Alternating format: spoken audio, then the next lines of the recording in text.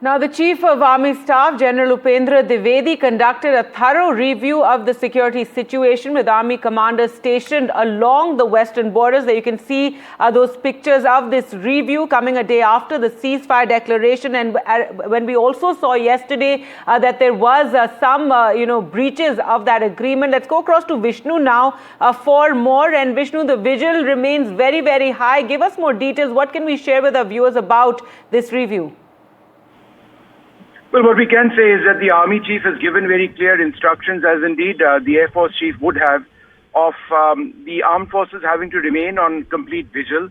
Yes, there has been, after ceasefire violations last night, a relative state of calm on the frontiers and the international border and on the line of control. But if there is some sort of response or something from Pakistan, then the Indian armed forces would respond robustly.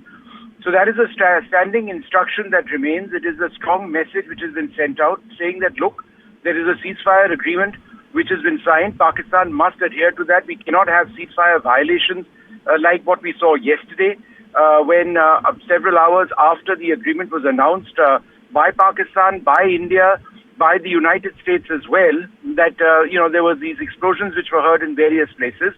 That is something that is unacceptable. So if there is something that the Pakistanis do, then India will respond. I would also like to add, Gargi, that we expect certain news developments later today. There are some important briefings which are taking place, and perhaps we'll get a clearer idea of where India stands now from a diplomatic and from a military standpoint.